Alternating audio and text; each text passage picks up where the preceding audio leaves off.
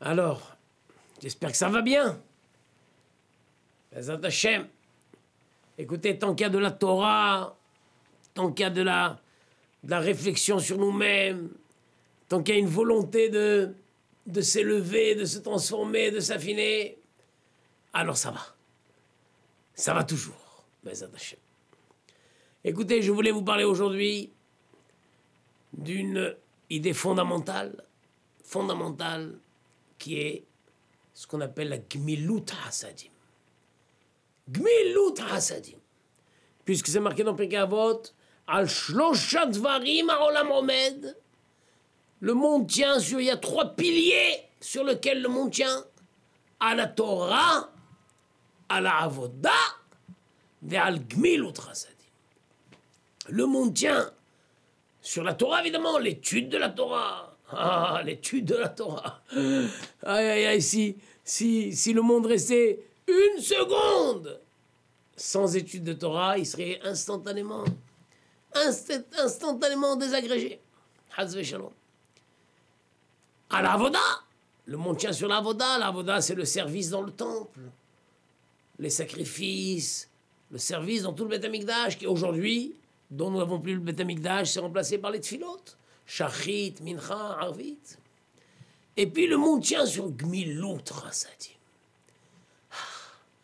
Faire du bien. Et la Tosefta de Péa dit Tzedaka Gmilut Hasadim, Shkulim Kenegel Kol Mitzvot Shebatorah. Vous vous rendez compte? Le Tzedaka et le Gmilut Hasadim, ça équivaut à eux l'ensemble des mitzvot de la Torah. Et il y a une différence, une supériorité du Gmilut Hasadim sur la Tzedaka. Parce que Tzedaka, il y a trois stades supérieurs. Tzedaka, ce n'est que aux pauvres. Tu peux pas faire Tzedaka à un riche. Par contre, Gmilut Hasadim, même un riche. Un riche, il est dans une situation, il a besoin de quelque chose, tout riche qu'il est, il a besoin. D'accord? Ça ne s'appelle pas que c'est une tzedaka que tu lui donnes. Tu lui fais un Gmilut Hasadim. Tu vas l'aider. Momentanément, tu vas le dépanner. Il est là, il est. Gmilut Hasadim. Tzedaka, ce n'est qu'avec son argent. C'est de l'argent. Gmilut Hasadim, c'est avec son corps. Aider à porter. Viens, je t'aide. Discuter, entendre, donner un conseil. Accompagner. Très très vaste, Gmilut Hasadim. Ça ne s'arrête pas simplement de l'argent. Et puis Tzedaka, c'est avec les vivants. Quelqu'un qui est mort, c'est fini, tu ne peux plus faire Tzedaka. Mais Gmilut Hasadim, c'est même à quelqu'un qui est mort. Quelqu'un qui est mort, on va s'occuper. S'occuper de l'enterrer, évidemment, mais s'occuper de réaliser ses dernières volontés.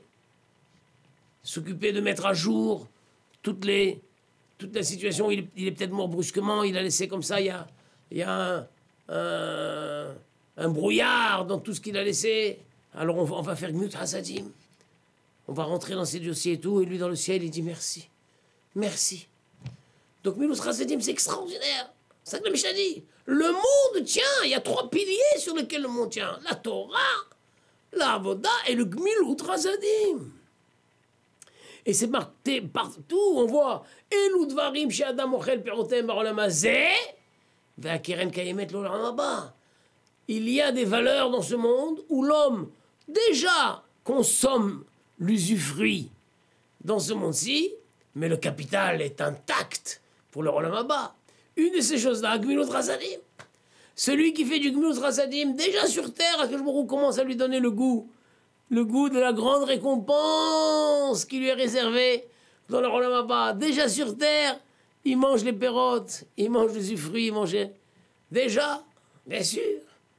Et on voit, c'est marqué Gmilut Hasadim, même quelqu'un qui t'aurait fait du mal, mais il est dans une situation maintenant, il a besoin d'un coup de main. Eh bien, tu vas l'aider. C'est ça que la Torah dit, lotikom velotitor. Ne te venge pas, ne tiens pas rancune. Tu vois sur le bord de la route, il y en a un qui est tombé en panne d'essence, il a un pneu crevé. Tu vois de loin, Ah bah tant pis pour lui, tu l'as bien fait pour lui. Coucou, ah, non mais non, Hasve Shalom. Ça c'est un juif, tu vas, tu t'arrêtes. Tu dis en quoi je peux t'aider? En quoi je peux t'aider? Tiens, je vais t'aider, on va... Sors la roue de secours. Viens dans ma voiture, on va chercher avec le jerrycan, on va faire le plein d'essence. Mais comment? Mais je t'ai fait du mal et tout. Ça ne change rien. Gmilut Chasadim, le monde y tient là-dessus. Le monde tient sur Gmilut Chasadim. C'est d'accord avec ton argent. Le pauvre, tu lui donnes une pièce. Gmilut Chasadim, ça dépasse tout. Ton temps, ton énergie, ta disponibilité. Le riche, le pauvre. Qui t'a fait du bien, qui t'a fait du mal. De son vivant ou après sa mort. Bien sûr, le monde tient dessus. Et la Torah nous dit d'ailleurs justement que qui dit ça, le Gemara Sota, si tu lis la Torah, par quoi commence la Torah, par quoi elle se termine? Le premier acte, la Torah commence par Gmilut Hasadim. C'est qu'une fois qu'Hachem, évidemment, toute l'humanité, toute la création de l'humanité, c'est un Hesed. Mais maintenant, le plus beau Hesed, le plus charmant, le plus mignon, c'est qu'une fois que Hachem a créé l'homme, il a créé la femme, il faut les rencontrer, il faut les marier. Nous, on croit comme ça, c'est pas marqué dans le texte, mais il y a eu un véritable mariage. Il y a eu un mariage, il y a eu une soldat. Là-bas, c'est marqué que Hachem, il a préparé la Kala, il a préparé le Hatan. On a amené la Kala devant le Hatan, avec des bijoux, avec des parfums. Et il y avait la fête, et il y avait les malachim. Le premier mariage de l'histoire, il ne s'est pas passé comme ça à la sauvette. C'était un très grand mariage. Adam, Arishon et Chava. Le début de la Torah, c'est Gmilut Hasadim. Voilà, ça c'est Gmilut Hasadim. Tu aides un jeune couple à se marier. Tu aides un orphelin, une orpheline. Adam et Chava, c'était des orphelins. Ils n'avaient pas de papa, ils n'avaient pas de maman. C'était qui papa et maman? C'était Hachem. Et par quoi se termine la Torah? Par l'enterrement de Moshe Rabbeinu. Qui c'est qui a enterré Moshe Rabbeinu? Hachem. La Torah dit. Donc la Torah commence par le premier mariage de l'histoire où Hachem a marié Adam et Chava.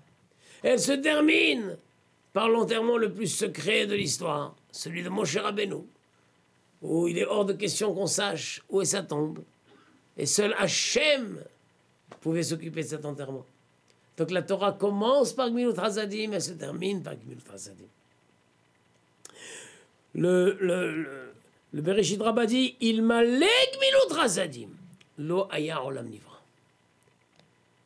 Si ce n'était qu'il y avait le Gmilut Hasadim dans le monde et que Hachem a vu que l'humanité, les gens vont faire du Hesed, il n'aurait pas créé le monde. Hachem, non. La Torah, elle se serait contentée dans le ciel, la Avoda serait contente dans le ciel, mais Gmilut Hasadim, si ce n'était pour la Gmilut Hasadim, Hachem n'aurait pas créé le monde. Et regardez comme c'est beau ça. Mi she'u gomel hasadim iye mevusar shetfilato nishmet. Celui qui est gomel hasadim.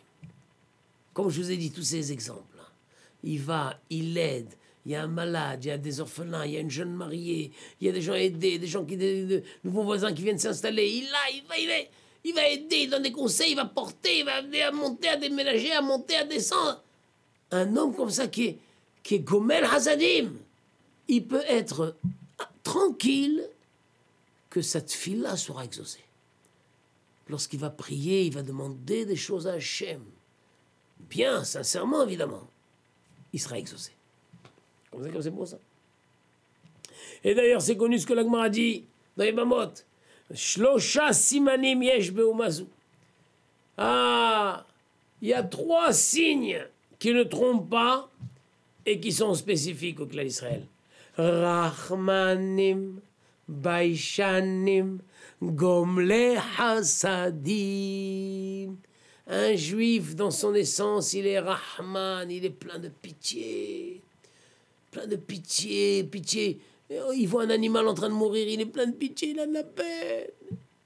Une mouche en train de mourir, ça lui fait de la peine, il est Rahman.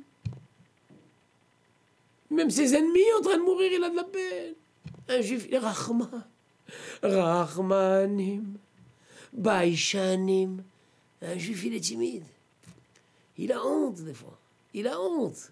Il est timide. On lui dit, mais vas-y, mais non, je sais pas. Il est timide. Et gomme les hasadim. Et il fait du bien. Tu vois un quelqu'un, tu l'observes. Tu dis, voilà, ça fait un petit moment que je l'observe. Il a une miséricorde extraordinaire. Il a pitié de chaque chose. Tout lui fait de la peine. Et puis, qu'est-ce qu'il est timide. Il est là, tout en retrait. Il n'ose pas s'imposer, etc. Et puis, mais, alors là, mais pour faire du bien, il court, il est toujours le premier. Celui-là, alors c'est un juif. Alors c'est un juif. C'est un juif. Tu vois par contre quelqu'un, il est cruel. Il n'a jamais pitié de quoi que ce soit. Il se met toujours en avant.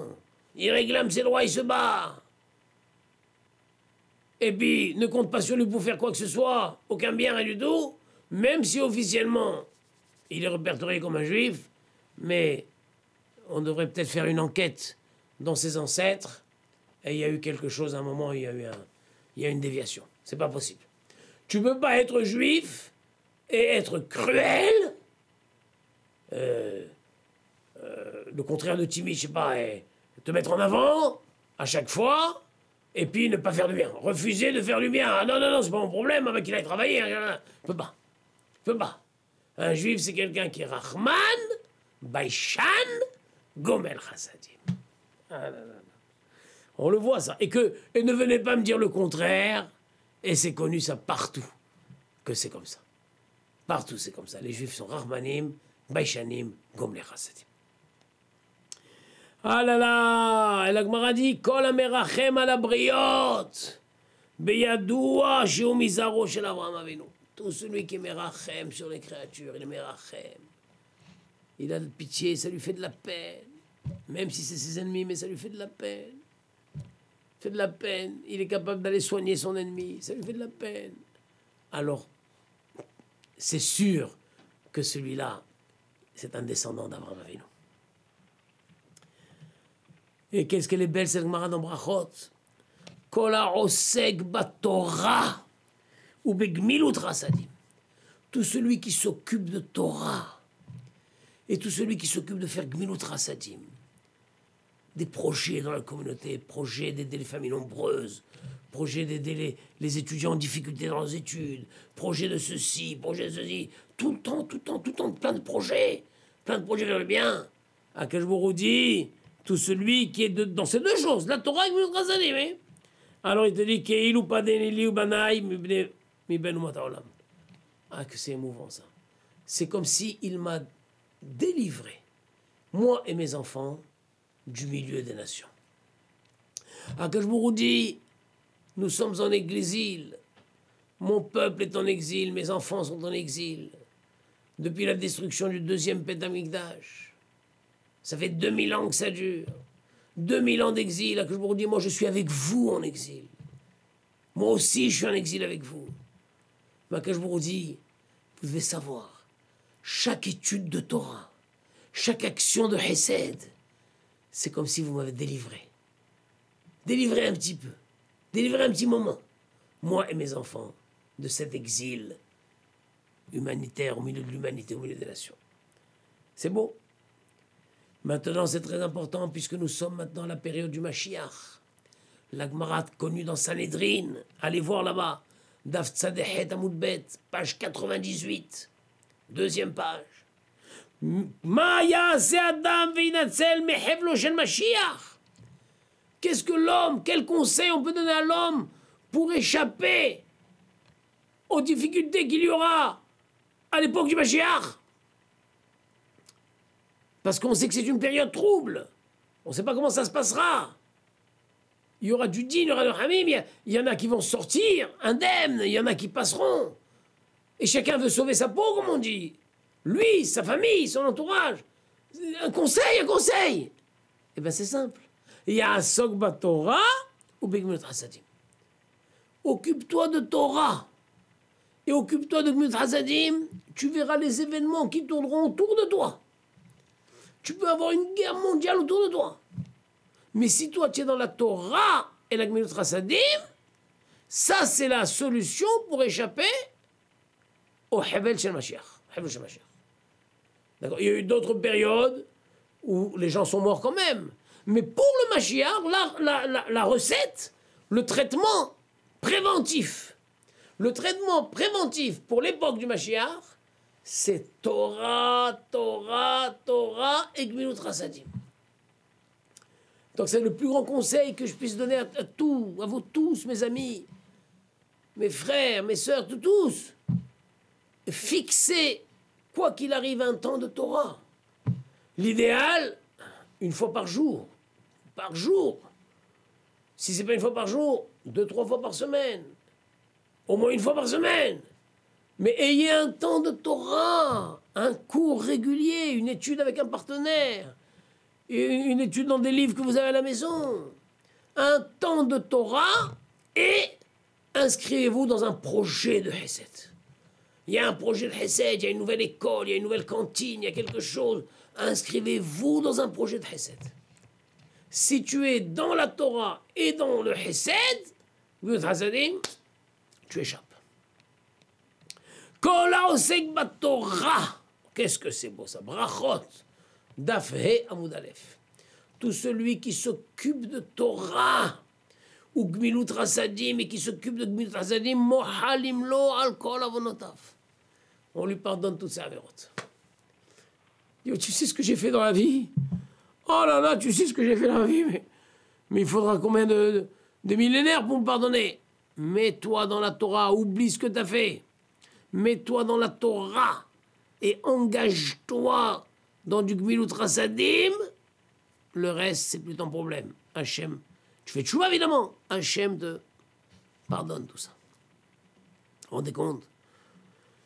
Regardez comme c'est beau cette Gemara dans Baba Batra. Kol ha'oseh tzedaka, kol tzedaka v'hesed שישראל עושים שלום גדול ופלגתירים גדולים ביניהם לאביהם שבעה שמים.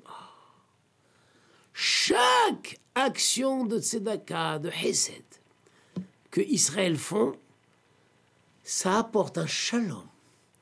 Et ça apporte des intermédiaires qui viennent défendre le clan d'Israël envers Hachem. Un grand shalom dans le ciel, des avocats merveilleux dans le ciel entre eux et leur Père qui est dans le ciel. C'est extraordinaire, ça veut dire c'est pas quelque chose qui se voit à la fin. Non, c'est à chaque coup. À chaque coup, ça gagne. Tu viens de faire un hesed. Sache que dans le ciel, ça apporte un shalom entre Hachem et le peuple juif. Bisman she'oskim batorah gemilut hasadim, yitzran masur beyadan. Quelqu'un dit, mais j'ai un yetzer hara de folie, j'ai un yetzer hara de folie, même quand je voudrais pas, mais je peux pas. Eh ben, tu sais quoi? Il faut que, toujours en prévention, en amont, il faut que ton yetzer hara, tu le neutralises, pas directement, mais tu vas le mettre, tu vas l'emballer. Comment ça? Mets-toi dans l'étude de la Torah, étudie la Torah, fixe un temps d'étude quoi qu'il arrive, et fais du hesed. Engage-toi dans un projet de Hesed. Va dans ta communauté. Qu'est-ce qu'il y a? Qu'est-ce qu'on peut faire? Visite aux malades, aider les enfants à faire leurs devoirs, donner de l'argent pour des jeunes orphelins. Qu'est-ce qu'on peut faire? Compléter un minyan, qu'est-ce qu'on peut faire? Mets-toi dans la Torah et mets-toi dans le Hesed, ton yetzer hara, tu le rentres les mains. Il t'en mettra plus dans les hara. Mais tout le temps où tu crois combattre de front avec lui, il est plus fort que toi. Vous vous rendez compte comme c'est beau ça? L'Agmaï te dit Va'uvav noflim lefanav vezoche lebina. Ah là là là là, Baba Kama. Baba Kama Yud Zayin Amud Aleph, page 17. Tu fais Torah, tu fais Gemilut Hasadim, tes ennemis tomberont devant toi, tomberont à tes pieds. Vezochel bina, et en plus, tu mériteras une grande intelligence, une grande compréhension des situations. Ça ouvre la tête. Vous vous rendez compte comme c'est beau tout ça? Akadosh Baruch Hu, il a dit Haviv alay chesed shatem gomlim zelazeh. Akadosh Baruch Hu dit aïe, c'est tellement cher à mes yeux, ce chesed que vous vous faites mutuellement. Mikol hazevach shezavach Shlomo lefanai elef olot. Incroyable. C'est connu que Shlomo Ameler, quand il y a eu l'inauguration du Beth Amikdash, a offert 1000 sacrifices à Hachem. 1000, c'est énorme. Mais que je vous dis, vous savez, chaque acte de Hesed que vous vous faites mutuellement, c'est beaucoup plus cher à mes yeux que ces 1000 corbanotes là. Il n'y a rien qui rend plus heureux Hachem quand un juif va dire à l'autre, je peux t'aider? T'as besoin d'un coup de main? T'as besoin d'un conseil? Ben viens, tu t'en sors pas tout seul, viens, on va le faire ensemble. Allez! Attends, souris! Mais c'est pas grave! Compte sur nous, t'es pas seul, enfin! On est tous là avec toi! Tu as rendu la vie, tu as donné... À quel moment on dit, c'est cher à mes yeux, plus que 1000 corbanotes. Et c'est quelque chose de mieux que ça. Ah là là là là là. Kol hakofer. Kol hakofer begmilut chasadim keilu kafar be'ikar. Ça, il faut comprendre ça. Donc, Kohelet Rabbah. Tout celui qui nie l'importance de Gmilut Chasadim. Si quelqu'un dit, oh, ça va, chacun s'en sort, chacun se débrouille. Quoi, le monde y tient sur ce partenariat? Non, c'est un peu exagéré. Non, moi, j'y crois pas, ça. Et bon, on dit, ça s'appelle être kofer be'ikar. Tu dis, c'est comme quelqu'un qui est athée. Qu'est-ce qu'on appelle kofer be'ikar? Kofer be'ikar, c'est quelqu'un qui dit, moi, je crois pas en Dieu. Je crois pas en Dieu. Eh bien, il dit, si quelqu'un est kofer be'ikar, je ne crois pas à l'importance stratégique essentielle du Gmilut Chasadim. Moi, je pense que chacun doit apprendre à se débrouiller tout seul. C'est une faiblesse de devoir s'entraider les uns les autres. Chacun doit s'en sortir. Comment?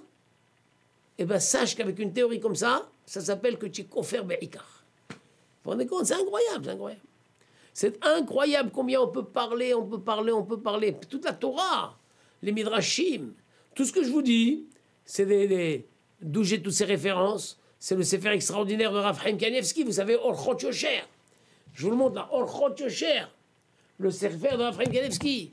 Il n'y a que Rav Chaim Kanievski, un Gaon Olam comme ça, il connaît toute la Torah dans tous les sens. La Torah, le Babli, le Yerushalmi, les Midrashim, il connaît tout. Et donc dans ce Sefer, Orchot Yosher, vraiment merveilleux. Moi, je me régale quand je lis ce Sefer. Il te cite, et encore, il n'a pas tout cité, mais comme ça, allez, les références lui venaient une après l'autre, et il écrit. Donc, sur chaque sujet, il peut, sans réfléchir, comme ça, il sort une cinquantaine de sources. Voilà, donc là, c'était, je ne vous ai pas tout dit, mais réveillez encore en nous, dans cette période où nous vivons, Biata Mashiach. Il faut échapper, Bezat Hashem, il faut s'en sortir, que tout soit les Tova. Gmilut Chasadim, dans le monde d'égoïsme dans lequel nous vivons. Abat l'égoïsme. Gmilut Chasadim. Que chacun se soucie dans l'intérieur de sa famille, dans son voisinage. Qui a besoin de quelque chose, d'un soutien, d'un coup de main? Qui a besoin d'ouvrir les yeux? Et ça, Bezat Hashem, on sera zoché la Géoula Shlema, Bezat Hashem. Amen, Keli Ratzon.